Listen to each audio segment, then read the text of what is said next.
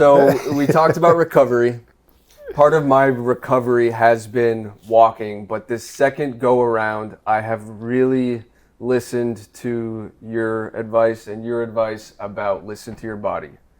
And so when I'm on these walks after work, if I feel the nerve pain coming, I stop. I'll get in an Uber and I'll go home. Can you just quickly hit on why recovery is so important and how it probably looks different for each person? Oh yeah, totally, man. I mean, from a spine surgery standpoint, depending on the procedure performed, a lot of times in spine surgery, your best shot is your first shot. And so if you get implants, you get things like that, you need to make sure that you follow the recovery instructions, allow those implants, whether it be an artificial disc or a fusion or whatever, to seed into the bone, to grow in, right? You need those things to finalize. Mm-hmm. Even when people, for example, just like some information, right? Even when somebody gets a fusion, a lot of times people think the fusion is like the rods and screws. It's not the fusion, right? The fusion is when the bones grow together. The rods and screws are just like a strut graft for a tree or rebar for concrete. They just hold things, or it's an internal cast. It's a good way to think about it. They hold things still, and then the bones start growing together through the process that the surgeon uses to tell them to. Mm-hmm. That doesn't happen if you wiggle too much, because it's almost, I think about like crystal formation, right? It's like has to like grow together. If you wiggle too much, you can wiggle through those screws. You're strong, the screws are little. Mm-hmm.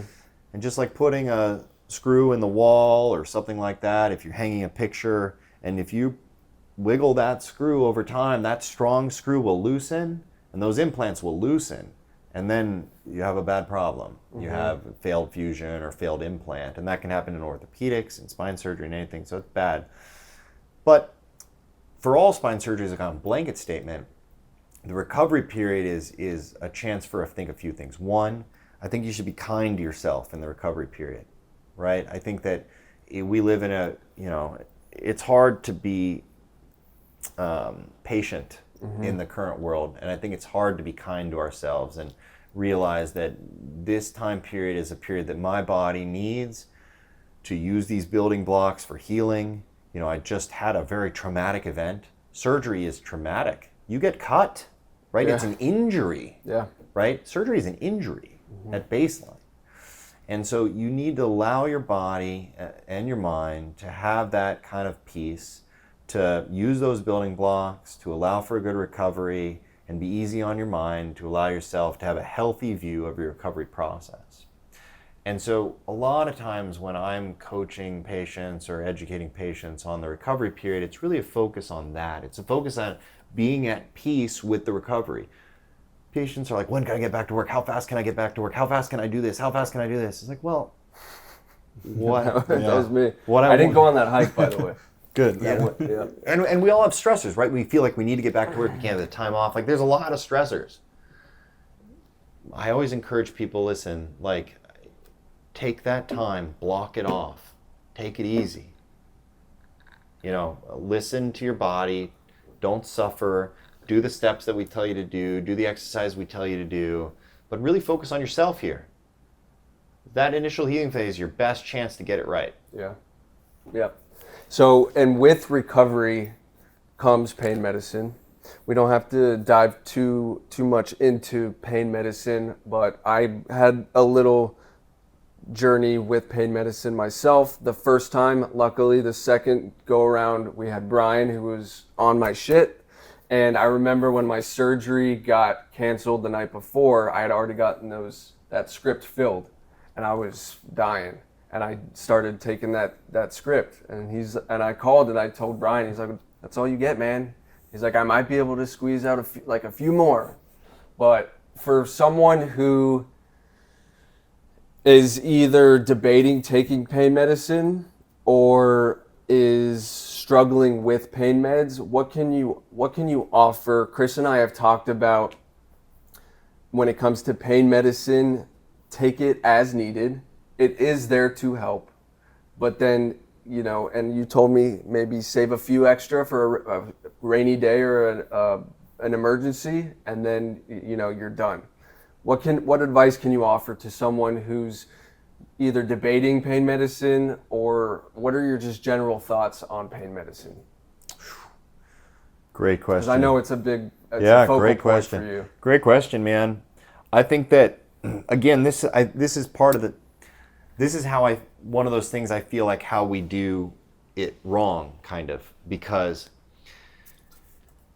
we're quick, and this was all from the 90s when it really got bad in the United States, right, with the opiate epidemic and pain as the fifth vital sign, and providers were being trained to treat patients' pain with OxyContin, and we know where that led us, right? Mm-hmm. But it's another example of, this thing works. It's a synthetic morphine. It's a synthetic opiate that you make. Your body makes opiates to tell your body not to feel pain, right? We make it. We make our own morphine in our body, and we have receptors everywhere. And when these things land in and you make it, you get injured, your body makes it. You always make a baseline. That's why we don't hurt when, our bones click. When I pop my face, it doesn't hurt, because we have morphine in our body at all times that our body's making. Mm-hmm. You get used to a certain number. Let's say our baseline is 5, and you start taking pills.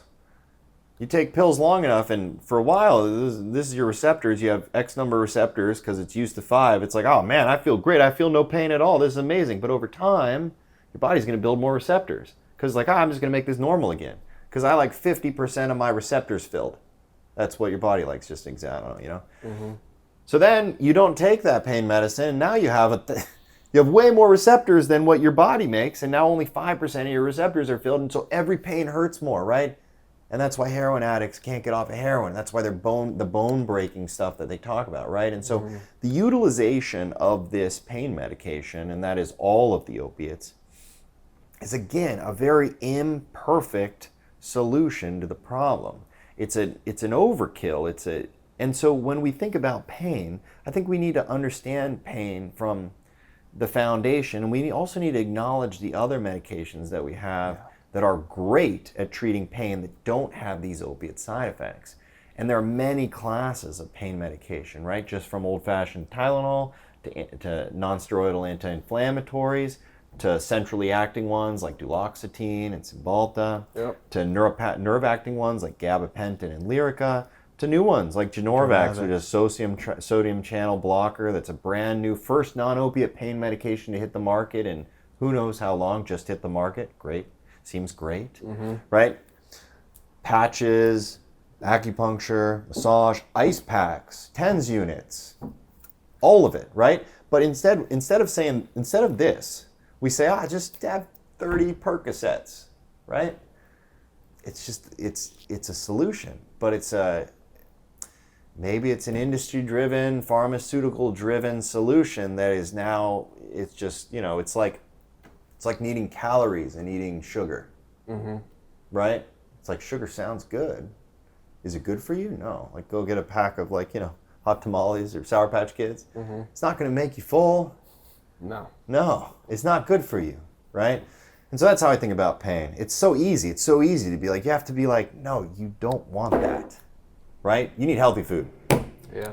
Which is, to me, the lowest buy-in stuff that you can do. But obviously at some points you need this, right? And that's going to be in your immediate post-surgical stuff. Or terrible cancer pains or really bad stuff. Sure, the big one. But if you're talking about you, man, like 30 years old, opiates, which is, you're not alone in that. It's tons of people. Yeah. But that's not a future you want, right? And so we got to fight that. We can't have that with our patients, with our people. It's just, we can't have that. And you mentioned some alternatives, things that might help subside pain. You mentioned the TENS unit. Here's what I have found to really help: being in the ocean, being outside, walking, stretching, ice cream. The second go around, I think I put on like 12 pounds of ice cream, but I was like, you know what? It's better the ice cream than the opioids. So that's kind of what I leaned on. We still looking for our sponsors, by the way. I Salt and see. straw? No, Talenti was my stuff. Candles and scents really helped me, still help. And then I wrote down the ways to help your back. The way I organize my kitchen, I put all the bowls up top because bending down hurts. When you travel on an airplane, try and get a bulkhead seat so you can stand up. The flight attendants know exactly who I am because I'm always in the back talking with them. Music, comfort foods, sometimes in moderation, of course. Breath work, meditation. I tried acupuncture. The first 3 sessions helped, and then it stopped. It actually got worse, I think. I've found a lot of relief with, correct my pronunciation here, diaphragmatic breathing. And then something Nailed it. Something you mentioned, 2 things. One that I never heard about, toe striking. So hopefully when Chris is back running, I don't know if the toe striking will apply to his injury, but it essentially, hey, never say never, man. Essentially, toe striking, right, is supposed to take impact off your back, your spine. And hips. My hips has been a big thing, and you said that. I remember specifically in the hospital, focus on your hips. Yeah. And I'm still, my hips are still an issue, but stretching out your hips, I mean, it all makes sense if you look at the skeleton guy here, because your hips are right there. So if you can open up your hips, it can bring some relief. These at-home remedies tie in with your mental health, right? And that is the number one reason why I gravitated towards you and Brian, is because the emphasis of mental health. And you don't see that every day, right? You mentioned these doctors and surgeons that will either just give a prescription, or they'll look at your scans and say surgery, no surgery. They don't give a shit about how it's affecting your brain. So when it comes to mental health, Shit. yeah.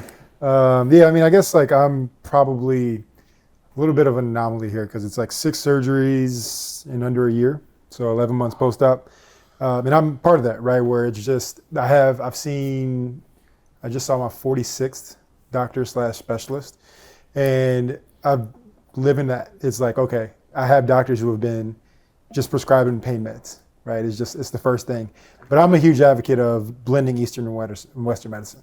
So I have a Chinese medicine practitioner. You know, we do the moxie, we do the acupuncture, we do all of that stuff. But I think one of the things that's actually come up recently that I think is important to talk about in terms of mental health is, and we can go back to our athlete analogy here, but people thinking that their body's capable of repairing itself past its quote unquote glory days, right? Because again, somebody that has Eric surgery when they're 13 is gonna repair like Wolverine. But I think a lot of people struggle with, oh, my body once it could do it.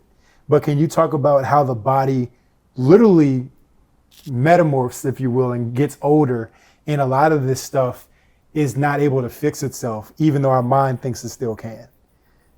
You nailed it. I don't even need to talk about it, really. I got a bootleg MD at this point. So. No, I mean, it's aging, man. It's and there's obviously a lot of interest in anti-aging science. And I think we're making some headway. And there's obvious ones, right? Toxins we put in our body don't help, stuff like that. Smoking doesn't help. That's an easy one.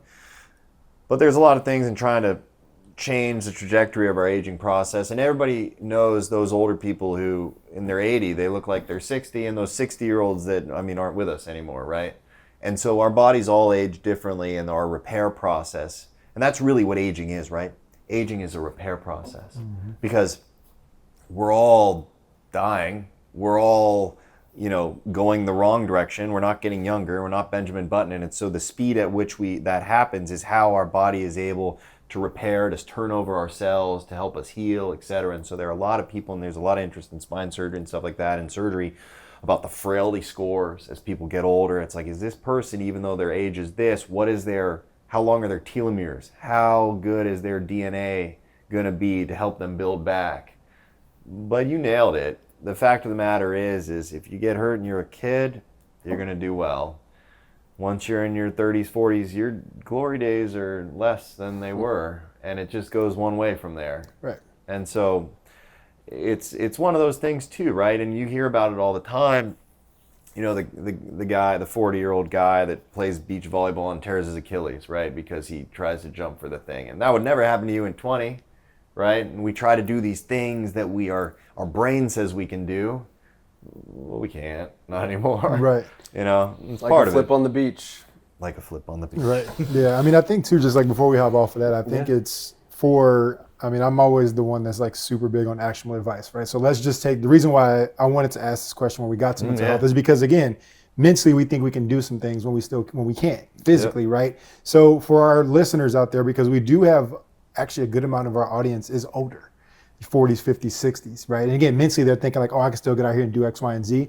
What are some ways, if we're just talking about the centrality of the spine, right? Like obviously we know this from our former conversations, but smoking is the new sitting, right? So what are ways that people out there that maybe quote unquote past their prime can just take a daily step-by-step way to preserve the longevity?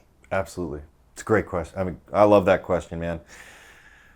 I think there's a few fundamentals that the typical 50, 60-year-old person, even 40-year-old person can do to address that spine and to help it.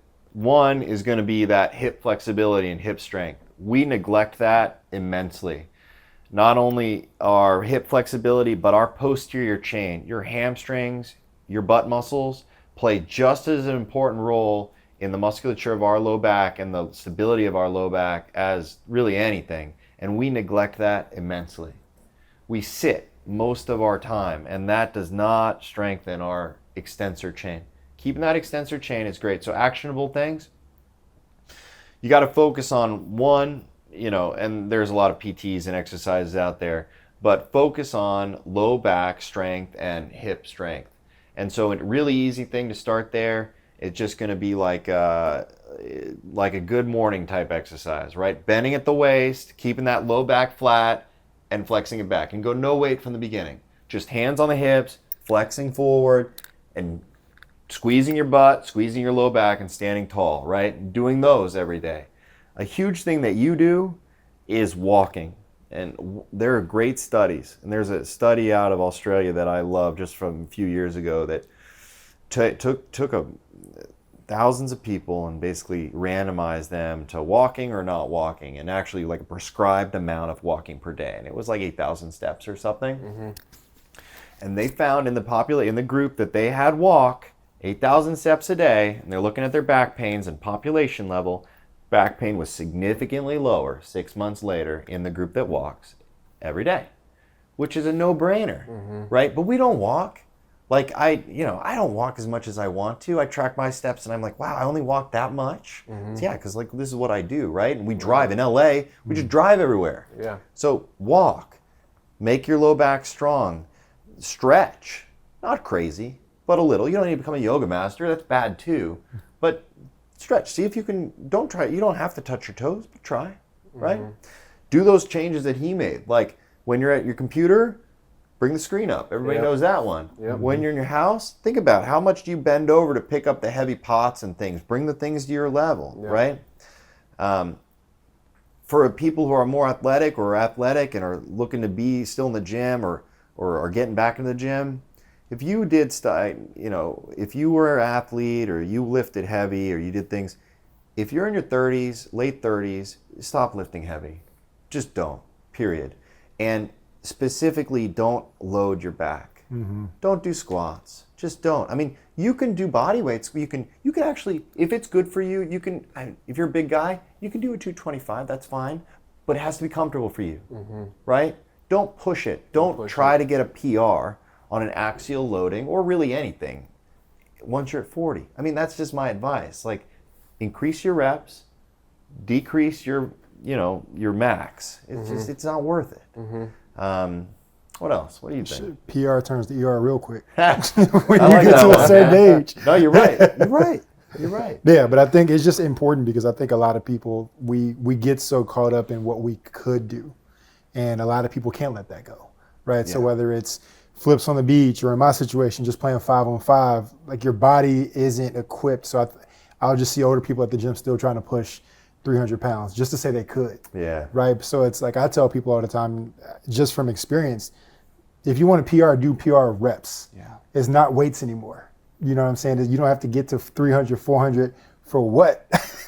Right. And I'm with him on that. I have a buddy that has been wanting to see me, and he showed me his imaging. He's got a degenerated disc. He's a strong guy. He's very athletic. He's got a lot of back pain. And what do I see him doing on social media? Heavy squatting. Tell him to stop doing it. He won't stop doing it because he loves doing it.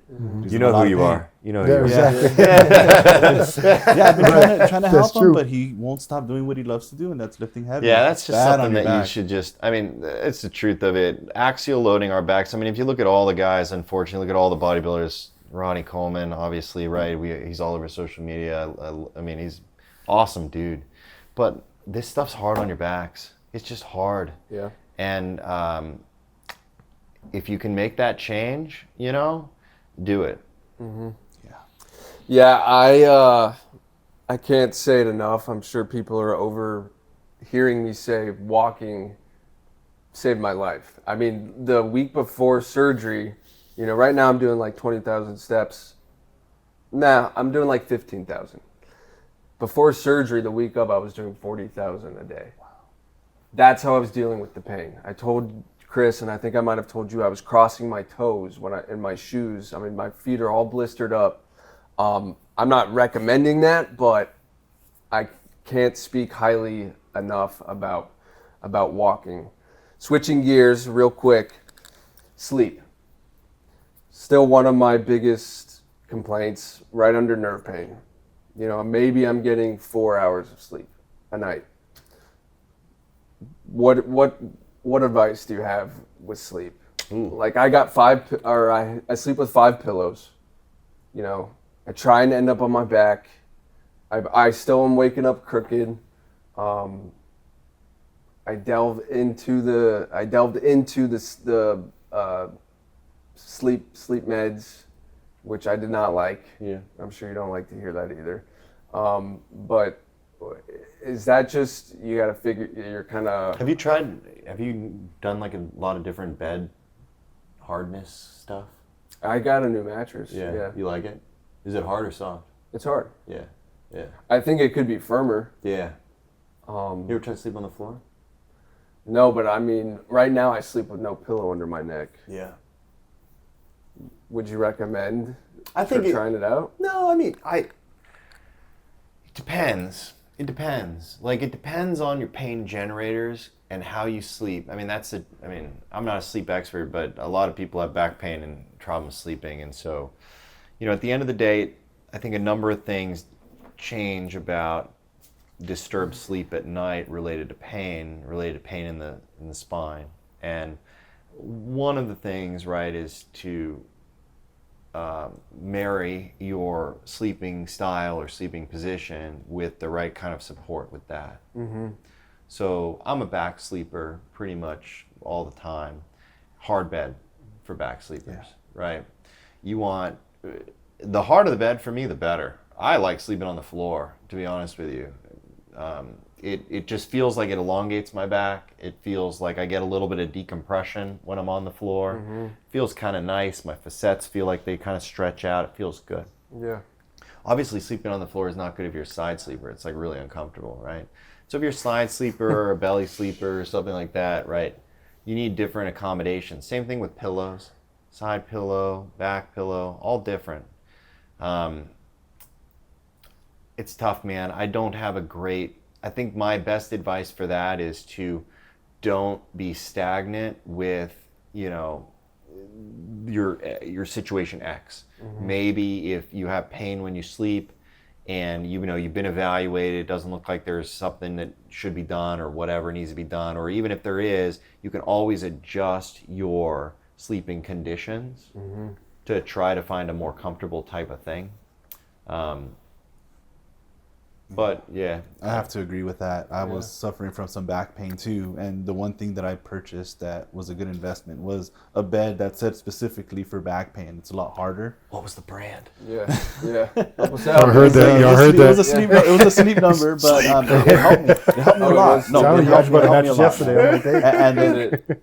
yeah, it does all of this stuff, but it says for back pain. And it's a lot harder than my last bed, and I have no back pain, man. Okay. It's definitely the one thing that's helped Heart me. helps for sure. It helps. And man. it'd probably help you, to be honest. Yeah. Yeah. You could trial like just 4 and see what happens. Okay. I got a quick interjection because Yeah, I was go just telling for him it. I just And then bought, we're I just then bought we're a gonna wrap mattress up. yesterday. So I also got, I guess we'll call it, he was a great salesman. He got me on the adjustable frame, right? So it has the zero gravity mode. I'm a side sleeper, but I like plush mattresses. I just make it work, right? I've never, knock on wood, I've never had any back pain from sleeping.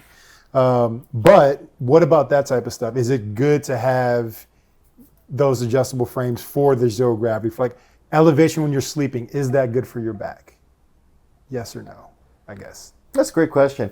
I don't know if I have great evidence for it. I do like distraction type tables. I mean, Okay. I do like inversion tables. I do Yes. like zero gravity type stuff in general. And so probably doesn't hurt. Okay. Yeah. wanna make sure It I didn't seems get like a conned. reasonable thing to me, man. Yeah. Right. And my advice for sleep is to lean into the at-home remedies. Chris turned me on to red light. Oh yeah, gotta have So it. I put that With on the my near TV. infrared. Yeah, I I like just that. throw up a big red light on YouTube on my TV, and that's what I do. I light a candle and just try and zen out, and then you just try and figure out how to get comfortable. Yeah. And it takes a minute. To wrap up here, I got some rapid fire questions, and then whatever comes to mind for both of you guys. Thoughts on insurance companies? It's rapid fire, fellas. Okay, rapid fire. Yeah. We could do a whole episode Yeah, about this yeah, again, but It feels like just it's not working. Okay. That's a rapid fire answer. I would agree with that, right? I mean, as somebody in it right now, yes. Yep. Have to agree. We battle them all the time. I mean, I didn't cancel your surgery, right? They did. Yeah. Right? They It wasn't prevent this guy. They Yeah. really prevent some patients from getting the care they deserve. Yeah, and man, it's hard I'm- for us because we want our patients to get better. I should have been the OG Luigi. I'm just saying, but I'm glad you're here. Cleaning that up, for sure. thoughts on THC to help with pain? Sure. Absolutely. Okay, Absolutely. but not smoking. No, your lungs will appreciate it if you don't. Okay. Is there a solution to back pain, or is it a lifelong journey, or is it just individualized based on the injury? In my case, Yours is a journey. I think it's sometimes there are solutions, right? Okay. Sometimes. But every person is different, and you got to play the field you're on. You know, it's Yeah, like yeah. it's like happiness, yeah, right? trying to find it. Yeah, some people are just happy, man. Yeah. Maybe there's something bad happens to them, and otherwise they're good. Yeah. Other people are like, man, how do I get happier, right? Or how am I okay with the fact that I'm not happy, right? Maybe that's the better answer, Yeah. right? Have you guys treated a case identical to mine? No, no one's identical. No one's. Everybody's and L4, different. even Oh, yeah. L4, L5. Oh yeah, all the time that, differs. but they're not you. You know, Okay. I think that's the special part about it. Every back is a unique person. Pathologies can be similar, but how it impacts you is different, very different than it impacts someone else. I don't know anybody else that was a gymnast, that walks 20,000 steps a day, that had double herniation, that makes podcasts, right? That's name's Eric Sinsley, aside from you, right? And that matters with your pathology, right? And so your disease process is tied to the person that it's going through. And so no, I've never treated anyone the same as you or like you. I have treated a lot of L4-5 problems.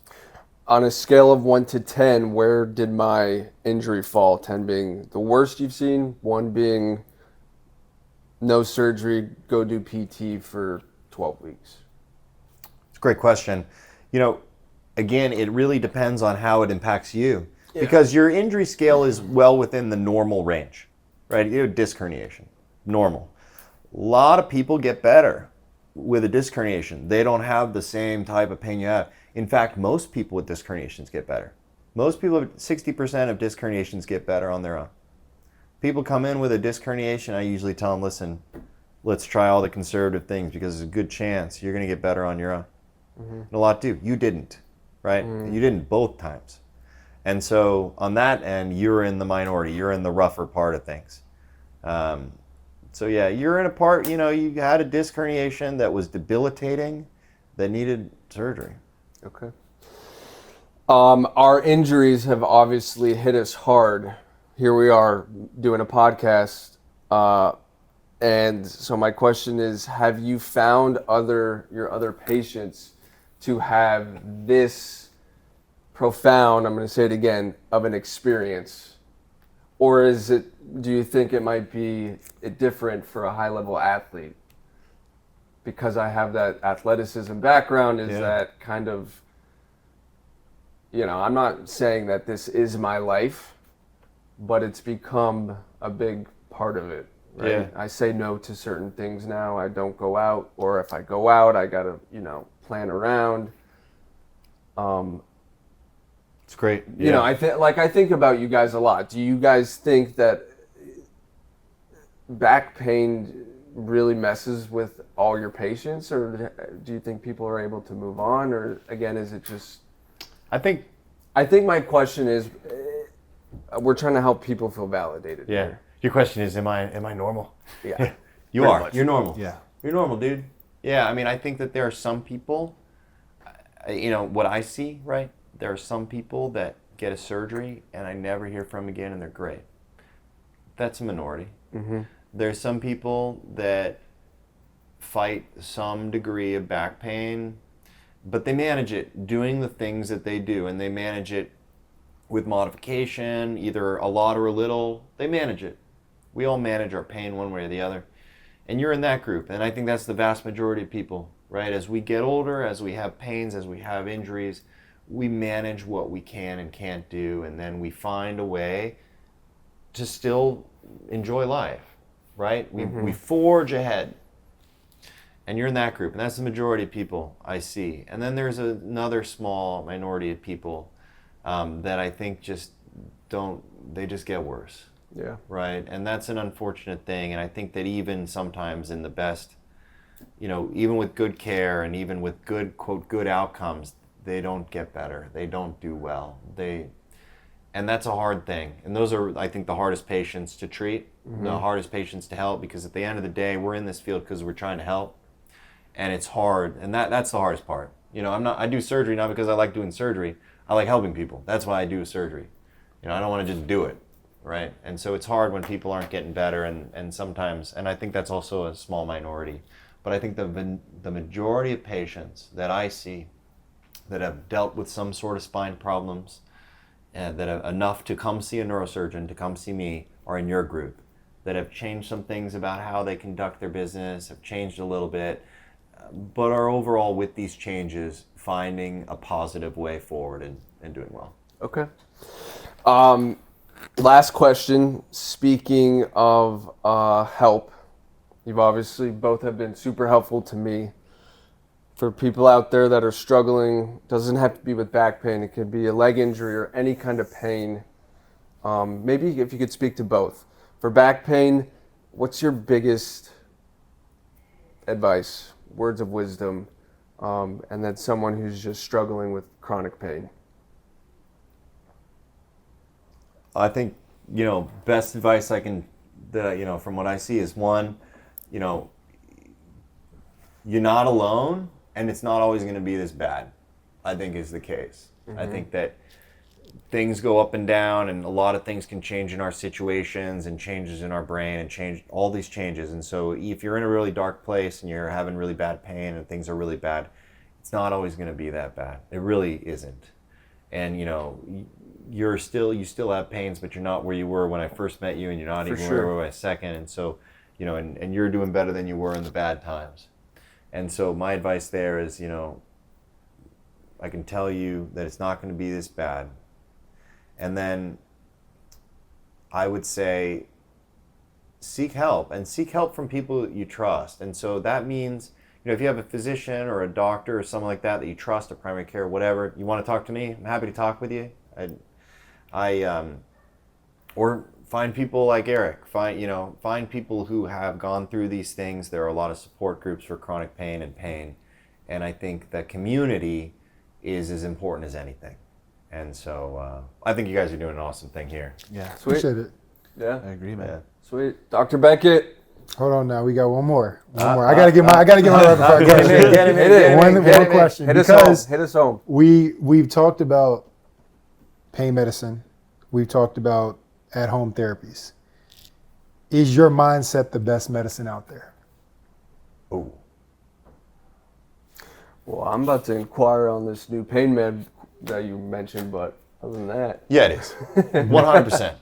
If you can find, and I think you know the answer to that question. And I think we do. all do. I'm just for them. I know it. I identify it know as it. relentless optimism towards your situation. Yeah. And I'm there too. Right. Yeah.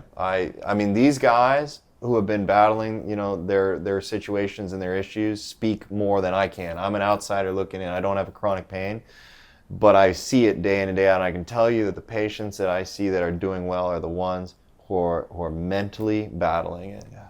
Right? They're the ones that are getting themselves straight internally. And it doesn't have to be, not everything's roses, not everything's, but if you are at peace and relentlessly optimistic, I like it, and kind of forging ahead, it's going to get better. That's the thing, Yep. You nailed it, dude. That's a good statement question. Is what I want to leave them with, because again, I think as you do surgeries, but it's one difference to have a surgery and then bullshit the recovery. And because it's painful, right? So, okay, you can take your Percocets the next day, but day 2, no. We back to the shit. Like, we need to get together. I tell you, when I coach my patients, for patients who have to undergo a spine surgery, one way or the other, best piece of advice I can give you there really is that, it's like the opposite of going to the dentist. That's how I think about it, in a nutshell. It's like you got a cavity, your tooth feels terrible. You go to the dentist, it is not pleasant. The guy's like up in your face. You're like swallowing your own spit. You got that it's not good. You got that plastic thing on your face. Right. It's terrible. And then you walk out of that place, you're like, man, I feel great. My face is numb. I can't drink anything, but my pain is gone. I feel great. And then tomorrow, you're good. Spine surgery is totally different.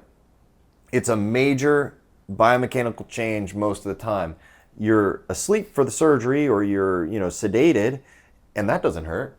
But then the work starts, right? The work starts after surgery, after an orthopedic surgery, after a spinal surgery. That's when the work starts, and that's when that relentless optimism, that's when that commitment to being kind to yourself, but also persevering and building back again, that's when it matters. And it's that mental set, it's the mental positioning, that mindset that will get you to the good end game. If you get a surgery and you're like, oh, I don't know if all this will work, you're not going to get better. Yeah. You are not going to get better. And a lot of our time is spent before surgery essentially laying it out, coaching, encouraging them. My other big analogy is the last one I'll say. I really like this one because it for major surgeries is how I kind of put it in context. I say a major surgery, if you're undergoing a major surgery of any kind, it's like moving to a new city across the country. All right, and so and that surgeon is the driver. He's the one he or she is the one that's going to drive you across the country. And this is the analogy. And so, first thing that's important to understand is you got to have a good reason to want to leave, right? And so, is life here that bad? Is the opportunity there that good? Check the boxes, make sure everything's okay. Mm-hmm. Second thing is make sure your car can make the journey, right? And so make sure your body, you're going to get all your body checked out. You're going to get your heart, lungs. You can get all the preoperative testing, and make sure the car can make the journey. Then the surgeon is going to drive your car across. That's going to be the surgery. Now, he's going to tell you, he or she is going to tell you what's going to be entailed here, but realize that detours can happen, things can happen, and there are complications, is what we'll call them, right? Because that's what we call them, that happen that are almost inevitable. A chip on your windshield, a flat tire. Like, it can happen absolutely on that cross-country drive, right? And you have to be okay with those things because you're still going to get there. You get a windshield chip, it sucks, but like I'm still getting there and I'm going there for the right reason. I want to get there, right? Major terrible things can happen and that would be very unfortunate, but that's rare, right? I've driven across the country several times, a major car accident, rare, right? That's what we're majorly trying to avoid. The little things we need to be okay with. Mm-hmm. Then when you get there, it's not going to feel like home. It's not going to feel good. It's going to be different. You're not going to have friends. You're not going to have a routine. It's going to be hard. And you need to commit to making that new place your home. And if you do that, then, and there are going to be things that when you get there that you didn't know were not good. Let's say you move from LA to New York, right? It's like, oh wow, September is amazing. But what is this November? Like, what is the rain? Like, what is this, right? And then snow, and it's terrible. And then you see the tree, and you're like, oh, that's pretty cool. And then and then it's spring again, and summer. You're like, wow, I really like summer. And if you did it for the right reasons, you're like, okay, this is cool. This is where I am now, right? Surgery's the same way, right? There are going to be things that are better. There are going to be things that are worse. The whole journey is going to be hard. But you need to make sure you make it for the right decision.